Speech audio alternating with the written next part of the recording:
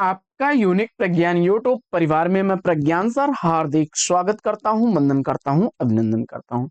प्यारे साथियों, अगर आप बीपीएससी से आयोजित होने वाले शिक्षक भर्ती परीक्षा की तैयारी कर रहे हैं तो आपके लिए वीडियो होने वाला है काफी महत्वपूर्ण। तो आज के इस वीडियो में 80 वस्तुनिष्ठ प्रश्नों का करने वाले हम लोग वस्तुनिष्ठ अध्ययन। तो इस प्रैक्टिस सेट कॉल करना प्रारंभ करें इससे पूर्व अगर वीडियो को पहली बार देख रहे हैं तो वह चैनल पर नए हैं तो कृपया चैनल को सब्सक्राइब, वीडियो को लाइक और शेयर करना बिल्कुल न भूलें। तो बिना समय गंवाए प्रारंभ करेंगे आज की इस पाठचर्या को और देखेंगे इस पाठचर्या के प्रैक्टिस सेट का पहला प्रश्न। पहला प्रश्न है कि हामिद नामक पात्र प्रेमचंद्र के किस कहानी से संबंधित है, इसका आपको जवाब बताना है। अगर आपने सेलेक्ट किया है मुंशी प्रेमचंद द्वारा लिखी गई बाल मनोविज्ञान को केंद्र में रखकर के कहानी किसको, ईदगाह को, तो राइट आंसर है विकल्प डी इस प्रश्न का बिल्कुल सही जवाब। दूसरा प्रश्न, प्रश्न संख्या 2 है कि निम्नलिखित में से कौन मुक्तक काव्य के अंतर्गत नहीं शामिल किया जाता। मुक्तक काव्य में पद, प्रगीत और कविता ये आते हैं, जबकि प्रबंध काव्य और मुक्तक काव्य ये काव्य के दो भेद होते हैं। तो विकल्प ए को चुन करके इस प्रश्न का बिल्कुल सही जवाब दिया है आपने। बढ़ते हैं तीसरे प्रश्न की तरफ। तीसरा प्रश्न है कि निम्नलिखित में से अभिनय के भेद के अंतर्गत शामिल किसे नहीं किया जा सकता। प्रश्न संख्या 3 का सही जवाब चयनित करना है।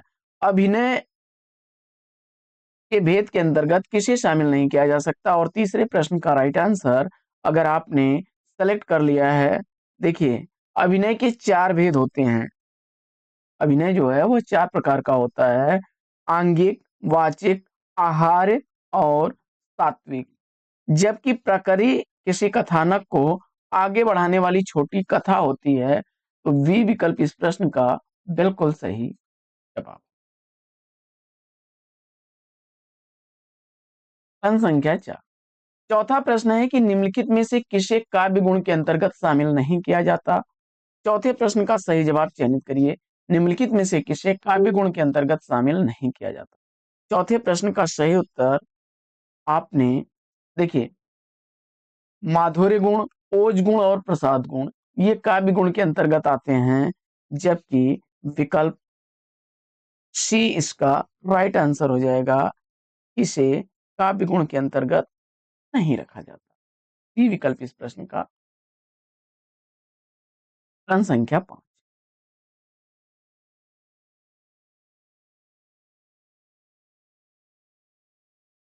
पांचवा प्रश्न, निम्नलिखित में से किसे जासूसी उपन्यासकार के रूप में जाना जाता है। जासूसी उपन्यासकार के रूप में किसे जाना जाता है, इसका आपको जवाब बताना है। तो अद्भुत लाश, गुप्तचर, बेकसूर की फांसी, सरकटी लाश, खूनी कौन, डबल जासूस, जासूस पर जासूसी। ऐसे जासूसी उपन्यासों के प्रवर्तक के रूप में अपनी ख्याति अर्जित करने वाले गोपाल राम गहमरी को चुना आपने। विकल्प ए इस प्रश्न का बिल्कुल सही जवाब। इनका गहमर गाजीपुर का एक गांव है, जहां पर इनका जन्म हुआ था 1866 ईस्वी। विकल्प ए बिल्कुल सही। छठवां प्रश्न काव्य के संदर्भ में दी गई पंक्ति है, वियोगी होगा पहला कवि, आह से उपजा होगा गान, उमड़ करे आंखों से चुपचाप वही होगी कोई कविता अनजान। इन पंक्तियों का रचनाकार पूछा जा रहा है।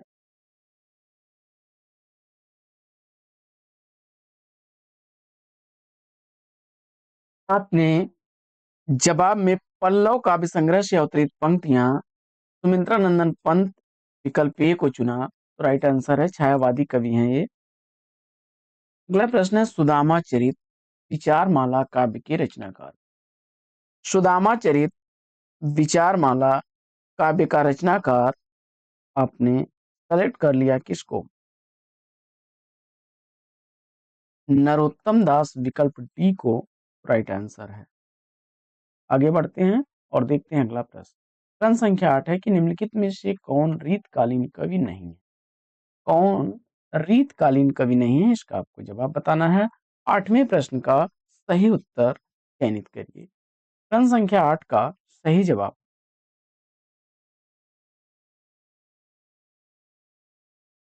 8वें प्रश्न का राइट आंसर आपने किसको चयनित किया? रीतकालीन कवि इसमें से कौन नहीं है? विद्यापति। विद्यापति विकल्प ए को चुना, सही जवाब के साथ हैं। इन्हें मैथिल कोकिल या अभिनय जयदेव के नाम से भी जाना जाता है। कीर्तिलता, कीर्ति पताका, पदावली इनकी प्रमुख रचनाएं हैं। प्रश्न संख्या 9 है, दाहर अथवा सिंध पतन किसका नाटक है? सिंध पतन या दाहर नाटक का नाटककार आपने उदय शंकर भट्ट विकल्प ए को चुना, बिल्कुल सही जवाब के साथ हैं आप। उत्तर प्रदेश के इटावा में 1898 ईस्वी में इनका जन्म हुआ था। मत्स्य गंधा, विश्वामित्र इनके द्वारा लिखे गए प्रमुख गीत नाट्य हैं। अगला प्रश्न है, मिलिंद उपनाम निम्नलिखित में से किसका है? किस लेखक को मिलिंद उपनाम से जाना जाता है? ग्वालियर में जन्मे 1907 ईस्वी में जगन्नाथ प्रसाद को चुना आपने, तो सी विकल्प बिल्कुल सही जवाब। जीवन संगीत, नवयुग के गान, भूमि की अनुभूति इनके प्रमुख काव्य संग्रह हैं। आगे डॉक्टर नगेंद्र ऐसे आलोचक हैं, तो डॉक्टर नगेंद्र की पुस्तक है एक रस सिद्धांत, जिसमें इन्होंने रस को पुनः निश्चित करने का प्रयास किया है और ये रसवादी आलोचक हैं। विकल्प 20 प्रश्न का बिल्कुल सही जवाब। प्रश्न संख्या 12,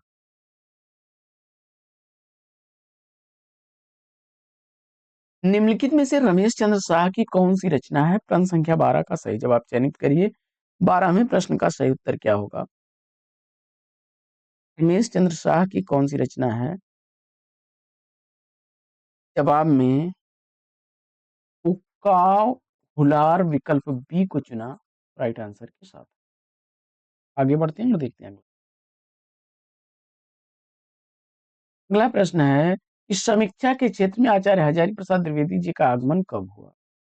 समीक्षा के क्षेत्र में हजारी प्रसाद द्विवेदी जी का आगमन 1930 के आसपास होता है, विकल्प 30 का बिल्कुल सही जवाब।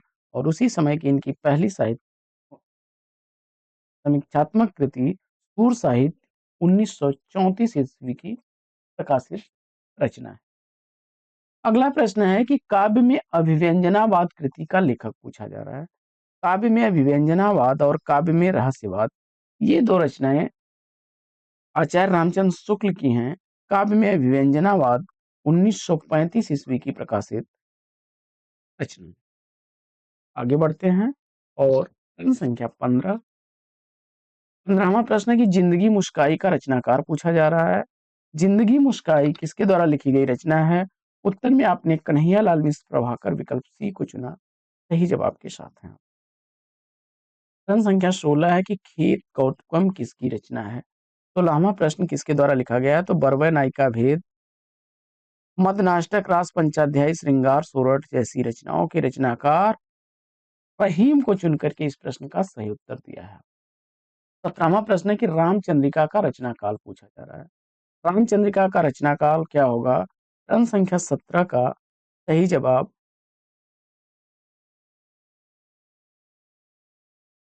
रामचंद्रिका का रचनाकाल। 17वें प्रश्न का सही जवाब 1601 ईस्वी विक्रमी संवत 1658 माना जाता है। विकल्प 30 प्रश्न का राइट आंसर है। केशव दास द्वारा लिखी गई यह रचना है।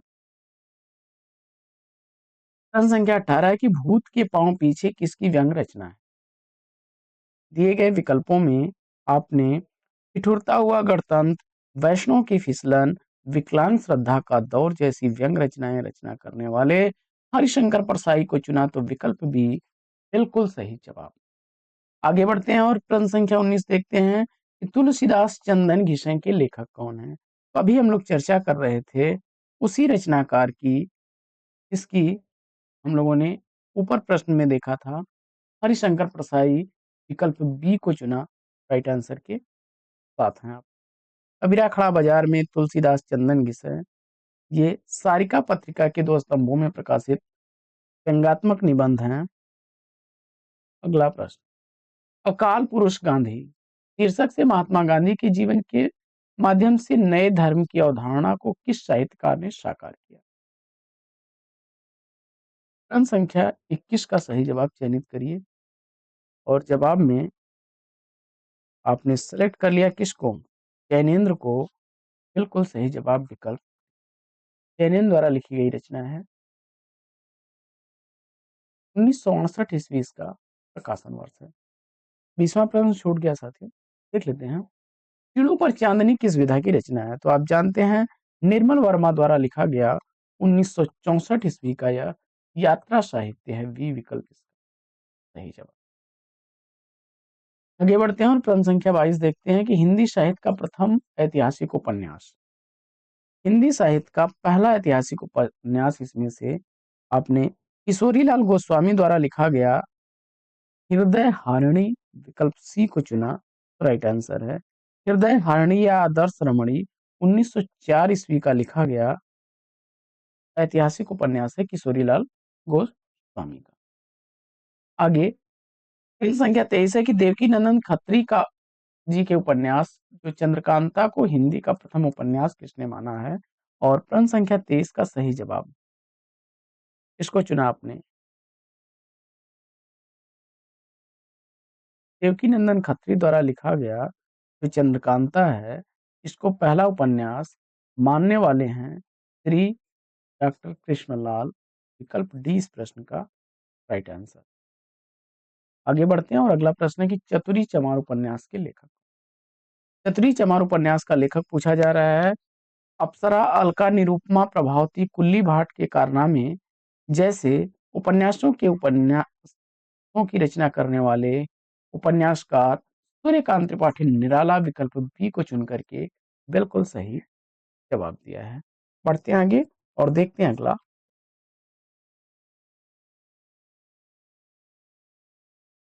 जो प्रश्न है।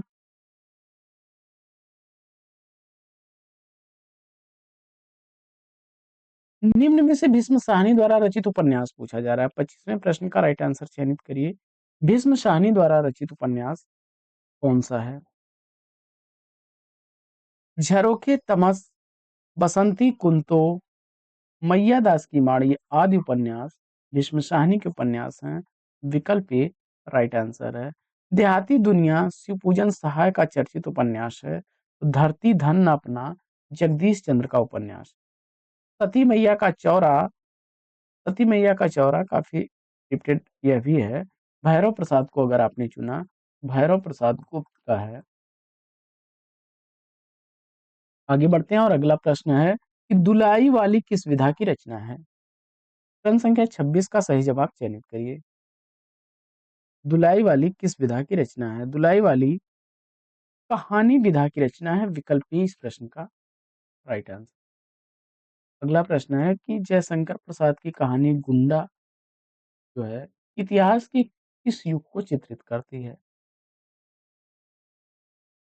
यह ब्रिटिश काल से जुड़ी हुई कहानी है। जवाब में अगर आपने सेलेक्ट कर लिया है ईस्ट इंडिया कंपनी इस समय को, तो विकल्प इसमें ब्रिटिश काल विक्टोरिया शासन अगर आपने सेलेक्ट किया है, विकल्प सी को तो राइट आंसर के साथ है।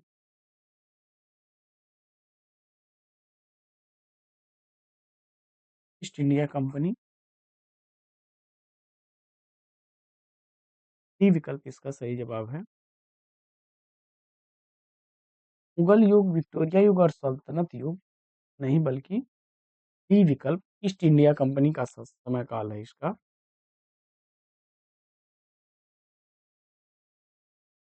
बढ़ते हैं आगे और देखते हैं अगला हिंदी में समस्या नाटकों के प्रवर्तन का श्रेय किसे दिया जाता है? हिंदी में समस्या नाटकों के प्रवर्तन का श्रेय किसे दिया जाता है? प्रश्न संख्या 28 का सही उत्तर लक्ष्मी नारायण मिश्र को चुना आपने। बिल्कुल सही जवाब विकल्प ए इस प्रश्न का राइट आंसर। लक्ष्मी नारायण मिश्र के कुछ प्रमुख नाटकों की अगर बात की जाए तो सन्यासी, अशोक मुक्ति रहस्य, राजयोग, सिंदूर की होली, आधी रात और नारद की वीणा, वत्सराज, गरुण ध्वज जैसे नाटक इनके चर्चित हैं। प्रश्न संख्या 29 है कि पृथ्वीराज की आंखें एकांकी के रचनाकार कौन है? पृथ्वीराज की आंखें एकांकी आधुनिक एकांकी का जनक के रूप में जाना जाता है राम कुमार वर्मा जी को, इनके द्वारा लिखी गई है। ई विकल्प इसका राइट आंसर। अगला प्रश्न है कि निम्न में से कौन सा मोहन राकेश का नाटक नहीं है?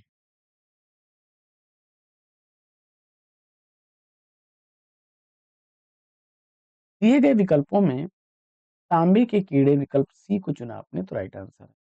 आगे बढ़ते हैं और कोकसार किसकी रचना है? प्रश्न संख्या 31 का सही जवाब चयनित करिए। कोकसार का रचना पूछा जा रहा है। प्रश्न संख्या 31 का सही जवाब आपने किसलता वियोग वेली प्रेम पत्रिका कोकसार की रचना के रचनाकार के रूप में रीति मुक्त काव्य धारा के कवि घनानंद विकल्प ए को चुना राइट आंसर के साथ। आगे बढ़ते हैं और प्रश्न संख्या 32 देखते हैं। 32वां प्रश्न है कि इनमें से किस कवि की प्रेमिका का नाम सुजान था? इनमें से किस कवि की प्रेमिका का नाम सुजान था? इसका आपको जवाब बताना है। प्रश्न संख्या 32 का राइट आंसर चयनित करिए और दिए गए विकल्पों में मुझे उम्मीद है कि आपने सेलेक्ट किया होगा। एक नृत्यांगना थी मोहम्मद शाह रंगीले के दरबार में, सुजान नाम की, उससे घनानंद को प्रेम था। विकल्प सी इस प्रश्न का राइट आंसर। प्रश्न संख्या 33 है कि घनानंद रीत काव्य के किस धारा के कवि हैं? प्रश्न संख्या 33 का सही जवाब चयनित करिए। घनानंद रीत काव्य धारा के किस कवि रीत काव्य धारा में किस धारा के कवि हैं? दिए गए विकल्पों में मुझे उम्मीद है कि आपने इस प्रश्न का जवाब रीति मुक्त काव्य धारा विकल्प बी को चुना होगा। राइट आंसर है। आलम ठाकुर बोधा द्विजदेव घनानंद ये लोग क्या हैं?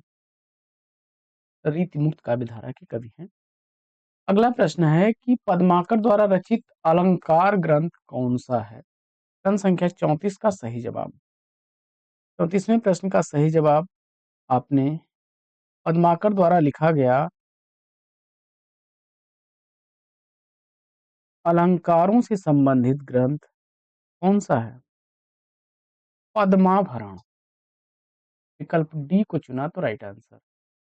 अगला प्रश्न है कि मीराबाई की रचना कौन सी नहीं है? प्रश्न संख्या 35 का सही जवाब प्रेम वाटिका यह रसखान द्वारा लिखी गई रचना है। रुक्मिणी मंगल नरसिंह जी का मायरा नरसिंह मेहता की हुंडी ये रचनाएं मीराबाई की। आगे बढ़ते हैं और देखते हैं अगला प्रश्न है कि सूरदास किस रस का कोना कोना झांका? सूरदास किस रस का कोना कोना झांका है? प्रश्न संख्या 36 का सही जवाब अगर आपने वात्सल्य को चुना है तो डी विकल्प के साथ बिल्कुल सही जवाब। आगे गलता में रामानंद संप्रदाय की गद्दी किसने स्थापित की?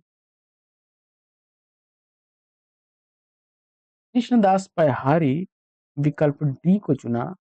गलता राजस्थान में पड़ता है, अजमेर जिला में। आगे सिद्ध कवियों द्वारा प्रयुक्त भाषा जो है वो क्या कहलाती है? सिद्ध कवियों की भाषा को संध्या या साध्या भाषा कहते हैं। विकल्प डी राइट आंसर। क्रम संख्या 39 12 बरिस ले कुकुर जिए और 13 ले जिए सियार बरिस 18 छत्री जिए आगे जीवन को धिक्कार किस विधा की रचना? क्रम संख्या 39 का सही जवाब आपने सेलेक्ट कर लिया। देखिए परमाल रासो के आला खंड से अवतरित यह पंक्तियां हैं और जवाब में आपने डी विकल्प आल्हा को चुना राइट आंसर के साथ। इसमें आल्हा और उदल नामक दो वीरों की लड़ाई का वर्णन है। आगे बढ़ते हैं और देखते हैं अगला प्रश्न। वीर गाथा कालीन रासो काव्यों में निम्नलिखित में से किस विषय का वर्णन नहीं? वीर गाथा काल में जो है आश्रयदाताओं का अतिरंजनापूर्ण वर्णन, इतिहास और कल्पना का सम्मिश्रण और युद्धों का सजीव और गत्यात्मक वर्णन मिलता है। कृष्ण लीला भक्ति काल में कृष्ण काव्य परंपरा में देखने को मिलती है। विकल्प सी राइट आंसर के साथ। आगे, बघेली हिंदी के किस उपभाषा वर्ग की बोली है? प्रश्न संख्या 41 का सही जवाब आपने किसको चयनित किया? प्रश्न संख्या 41 का राइट आंसर बघेली को आपने पूर्वी हिंदी सेलेक्ट किया है। बिल्कुल सही जवाब विकल्प ए। अगला प्रश्न है कि संघ की राजभाषा हिंदी लिपि देवनागरी होगी या संविधान के किस अनुच्छेद में वर्णित है? प्रश्न संख्या 42 का सही जवाब 14 सितंबर 1949 को संविधान सभा में यह निर्णय लिया गया था कि संघ की राजभाषा हिंदी और लिपि देवनागरी होगी। यह संविधान के भाग 17 के अनुच्छेद 343 एक के अनुसार है। विकल्प ए राइट आंसर। लिपि की आवश्यकता कब होती है? बहुत ही आसान सा जवाब है, यह जब लिखने की बात आएगी तभी तो होगा। भाषा के लिखने में। विकल्प बी राइट आंसर। मगही किस राज्य की बोली है? बिहार अगर उत्तर चुना आपने तो राइट आंसर के साथ है विकल्प डी। अगला प्रश्न है कि पूर्वी हिंदी क्षेत्र में कौन सी बोली नहीं बोली जाती है पूछा जा रहा है। तो अवधी बघेली छत्तीसगढ़ी पूर्वी हिंदी क्षेत्र की बोलियां हैं। जयपुरी मालवी ये राजस्थानी की बोलियां हैं। विकल्प सी राइट आंसर हो जाएगा।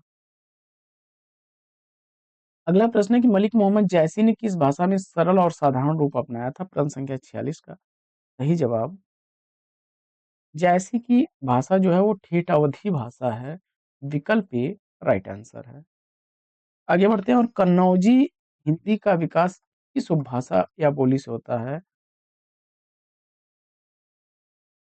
किस उपभाषा की बोली है यह कन्नौजी? तो आपने तौरसेन या भ्रंश से विकसित पश्चिमी हिंदी को चुना। तो बी विकल्प बिल्कुल सही जवाब। अगला प्रश्न है कि ग्वालियर की बोली बुंदेली बुंदेलखंड की बोली है, जिसमें झांसी जालौन हमीरपुर ग्वालियर के कुछ जिले। तो ए विकल्प को चुना आपने राइट आंसर के साथ है। कन्नौज के आसपास जो है ब्रज भाषा और थोड़ा बहुत बुंदेली का भी क्षेत्र जुड़ा हुआ है। आगे, हिंदी की मूल उत्पत्ति किससे मानी जाती है? आधुनिक हिंदी की जो खड़ी बोली है उसकी मूल उत्पत्ति तौरसेनी अपभ्रंश से है। डी विकल्प बिल्कुल सही जवाब। आगे, बांगरू किस उपभाषा वर्ग की बोली है? प्रश्न संख्या 50 का सही जवाब पश्चिमी हिंदी को चुना आपने। बिल्कुल सही जवाब विकल्प बी। अगला प्रश्न है कि हड़ौती बोली आपकी जो है यह पूर्वी राजस्थान की है। विकल्प बी राइट आंसर है। अगला प्रश्न है कि मगही किस उपभाषा वर्ग की बोली है? और इस प्रश्न का जवाब प्रश्न संख्या 52 का राइट आंसर बिहारी उपभाषा को चुना आपने। तो डी विकल्प राइट आंसर। अगला प्रश्न है कि अंतर्वेदी का संबंध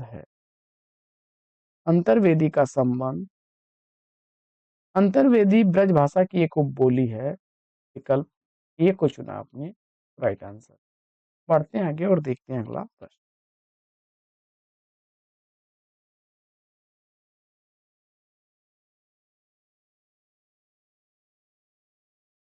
अगला प्रश्न है, मधुशाला कृति का प्रकाशन वर्ष पूछा जा रहा है। मधुशाला, मधुबाला, मधुकलश, निशा निमंत्रण, ये सब हरिवंश राय बच्चन की रचनाएं हैं, जिसमें मधुशाला 1935 ईस्वी की प्रकाशित रचना है।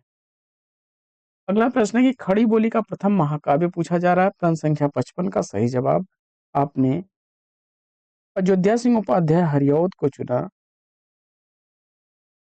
इनके द्वारा लिखा गया ग्रंथ कौन सा है? 1914 ईस्वी का। इसमें प्रिय प्रवास विकल्प बी को राइट आंसर के साथ है। प्रिय प्रवास रचना के लिए इन्हें मांगला प्रसाद पारितोषक से भी सम्मानित किया गया था। और अयोध्या सिंह उपाध्याय हरिऔध को आधुनिक काल का सूरदास भी कहा जाता है। जो संज्ञा सूरदास की ने है, यह गणपत चंद्र गुप्त ने दी है। आगे बढ़ते हैं और देखते हैं प्रश्न संख्या 56। निम्नलिखित में से कौन सी रचना जीवनी नहीं है? कलम का मजदूर, कलम का सिपाही और प्रेमचंद्र घर में है। तीनों ही मुंशी प्रेमचंद्र की जीवनियां हैं। जबकि आत्मकथा विधा की रचना है मेरी पत्नी और भेड़िया, यह डॉक्टर धर्मवीर की है।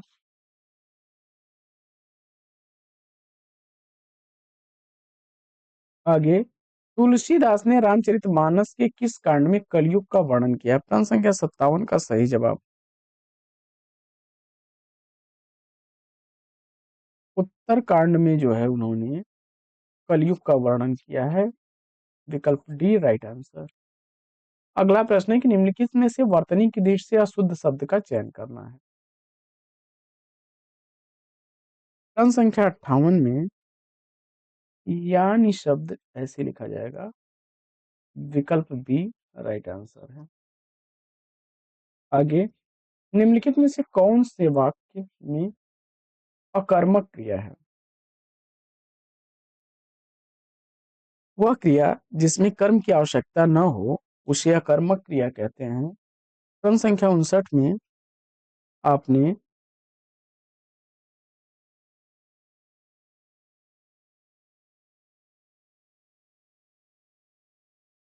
पानी बरस रहा है विकल्प ए को चुना। सही जवाब।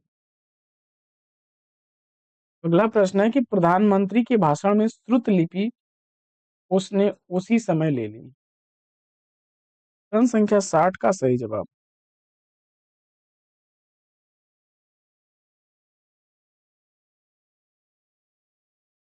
और दिए गए विकल्पों में विकल्प बी को चुना आपने। क्षमा करें, विकल्प डी श्रुत लिपि।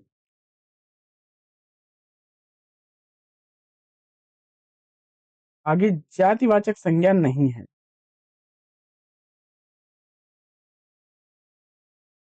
दिए गए विकल्पों में शैशव को चुना आपने। यह भाववाचक संज्ञा है। विकल्प ए राइट आंसर। अगला प्रश्न है कि लक्ष्य भ्रष्ट में समास पूछा जा रहा है।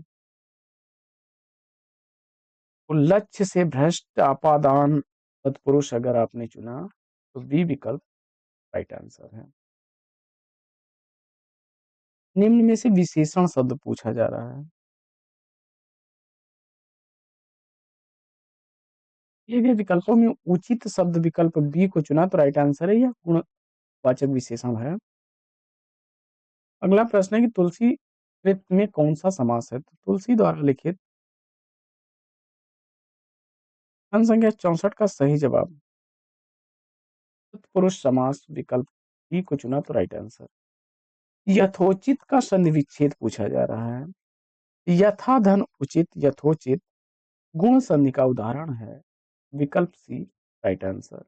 महर्षि में संधि विच्छेद पूछा जा रहा है।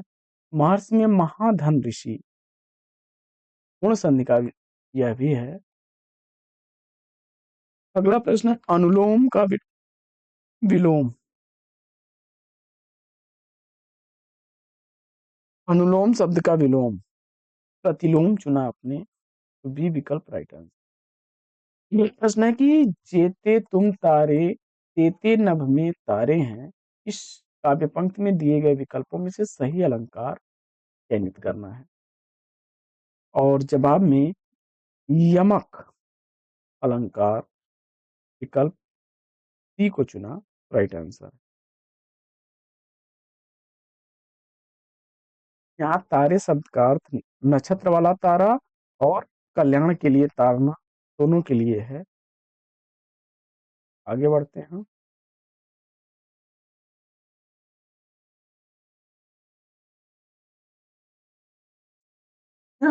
इस पुस्तक को देखो, यह कितनी उपयोगी है, वाक्य में सर्वनाम और निश्चयवाचक सर्वनाम सेलेक्ट करके विकल्प बी राइट आंसर। अगला प्रश्न है कि निम्नलिखित में से कौन सा शब्द आंख का पर्यायवाची नहीं है? प्रश्न संख्या 70 का सही जवाब दृगंबु माने आंसू होता है। विकल्प डी को चुना तो राइट आंसर है। नयन, अक्ष और दृग आंख के पर्याय। अगला प्रश्न है कि कारवा किसका एकांकी संग्रह है? 1936 ईस्वी का लिखा गया काफी चर्चित एकांकी संग्रह भुवनेश्वर प्रसाद का है। विकल्प डी राइट आंसर है। श्यामा पतिता, एक सामहीन साम्यवादी, प्रतिभा का विवाह, रहस्य रोमांच, लॉटरी, मृत्यु, आदमखोर जैसी एकांकियां इनके द्वारा लिखी गई हैं। अगला प्रश्न है कि कौन सा शब्द आंख का पर्यायवाची नहीं है? ध्यान दीजिएगा, आंख का पर्यायवाची इसमें पूछा जा रहा है, कौन सा नहीं है? तो दृग चक्षु अक्ष आंख के पर्याय हैं, जबकि अतुल आंख का पर्याय नहीं बल्कि अतुल्य, जिसके तुलना न की जा सके, जिसके बराबर कोई न हो, अद्वितीय हो। डी विकल्प को चुना, राइट आंसर है। अगला प्रश्न है कि इकारांत संज्ञा शब्द को बहुवचन बनाते समय क्या करते हैं?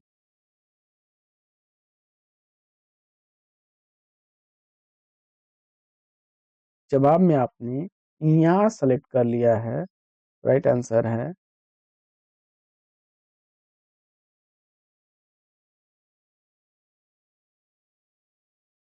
इकारांत में जो है यहाँ प्रत्यय जोड़ेंगे आप।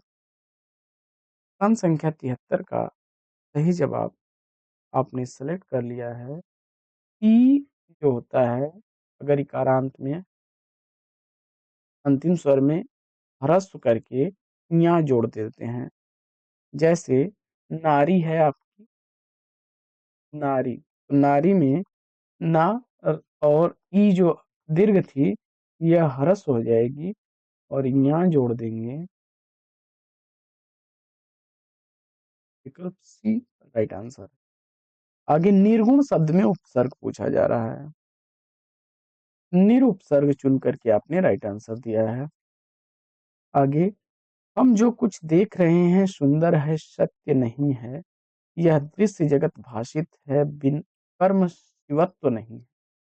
यह काव्य पंक्तियों में निम्नलिखित में से कौन सा छंद है?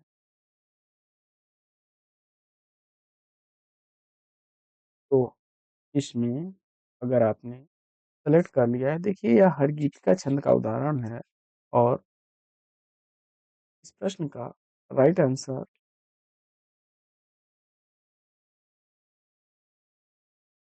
14-14 मात्राओं पर यथ के साथ 28 मात्राओं वाला छंद। विकल्प ए को चुना तो राइट आंसर। आगे, कक्ष का अर्थ है, प्रश्न संख्या 76 में कक्ष में जो है कमरा, कांख दोनों बनेंगे, विकल्प डी राइट आंसर। अगला प्रश्न है कि दोहा के प्रथम चरण में मात्राओं की संख्या पूछा जा रहा है। तो पहले और तीसरे चरण में 13-13 मात्राएं होती हैं, दूसरे और चौथे चरण में 11-11। विकल्प सी को चुना आपने तो राइट आंसर के साथ है। अगला प्रश्न है कि निम्नलिखित में से कौन सा भाववाच्य का उदाहरण नहीं है?